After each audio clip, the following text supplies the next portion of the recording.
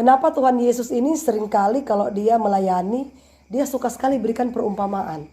Karena perumpamaan itu lebih mudah kita pahami, lebih mudah kita mengerti. Jadi istilahnya dia kasih contoh-contoh. Dia kasih contoh begini. Ada seorang tuan, dia punya kebun anggur. Dia mencari seorang pekerja. Pagi-pagi jam 5 dia sudah bangun, dia cari. Siapa tahu ada orang-orang yang menganggur di luar sana yang butuh pekerjaan. Tiba-tiba dapatlah. Nah setelah itu saudara, jam 9 pagi dia masih cari lagi. Siapa tahu di luar sana masih ada orang-orang yang masih menganggur. Akhirnya ternyata masih ada. Jam 12 juga dia tetap mencari pekerja-pekerja.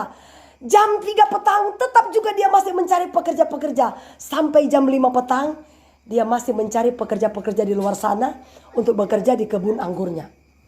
Nah saudara, setelah mereka mulai bekerja sampai larut malam, tiba-tiba tuannya katakan begini kepada mandor. Mandor, kumpulkan semua para pekerja-pekerja. Saya akan memberikan gaji mereka upah sehari atau sedinar. Sedinar itu artinya upah sehari ya. Saudara, pada waktu si tuannya membagikan gaji mereka, misalnya saya kasih contoh lah, ini Mia mandor.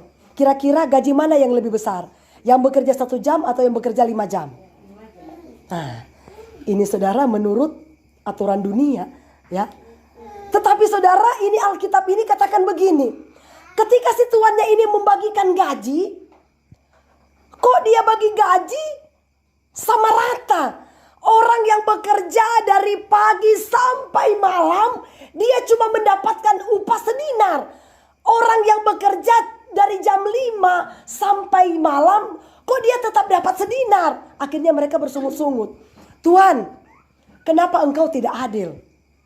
Kami ini bekerja dari pagi sampai malam. Tapi kenapa kami punya upah sama seperti orang yang bekerja dari jam 5 petang sampai larut malam? Terus coba Oin bisa baca ayat terakhir. Ayat yang ke-15. Ini jawabnya saudara. Tidakkah aku bebas mempergunakan milikku menurut kehendak hatiku? Atau iri hatikah engkau karena aku murah hati? Saudara luar biasa ya. Ayat 15 katakan begini. Karena orang protes sama ini tuan ini, akhirnya dia katakan begini. Loh, aku kan yang punya usaha ini. Dan aku juga bebas melakukan apa saja. Kalau aku bermurah hati kepada orang yang baru masuk, itu urusan saya. Karena aku yang punya duit, aku yang punya perusahaan ini. Ngapain kalian protes? Woi, luar biasa saudara. Saudara, ini menjadi gambaran bagi hidup kita ya. Firman Tuhan katakan begini. Orang yang notabene-nya dari kecil sampai dia besar, setia bergereja, rajin bergereja, waduh melayani luar biasa. Tetapi orang yang baru bertobat, tapi kenapa kita pay upah sama? Artinya firman Tuhan katakan saudara, bukan langkah awal yang menentukan kita diselamatkan, tapi langkah akhir. Amin. Ya. Saudara, makanya Alkitab katakan begini. Banyak yang terpanggil tapi sedikit yang terpilih. Banyak yang terpilih tapi sedikit yang setia. Ya kan? Hendaklah kita menjadi orang yang terpanggil, terpilih dan setia. Ya. Sudah dari kecil saudara kita setia dengan Tuhan. Ya. Kita harus pertahankan apa yang kita punya. Jangan sampai di langkah akhir, pas di saat Tuhan datang, paf, oh ternyata saudara, kita mundur dari Tuhan. Ya. Itu yang firman Tuhan katakan.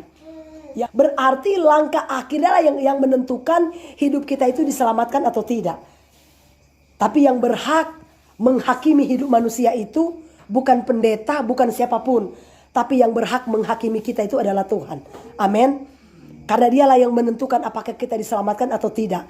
Yang pasti kita mempersiapkan hidup kita supaya kita boleh berkenan di hadapan Tuhan. Supaya ketika kelak Tuhan menjemput hidup kita, benar-benar kita kedapatan tetap setia kepada Tuhan. Amin. Ya, seperti yang Alkitab katakan begini. Karena hanya Tuhanlah yang berkuasa, saudara, menyelamatkan hidup manusia. Dan dia juga bebas menentukan siapa yang akan dia selamatkan. Yang pasti Orang yang taat sampai akhir, dialah yang akan diselamatkan oleh Tuhan. Amin. Tuhan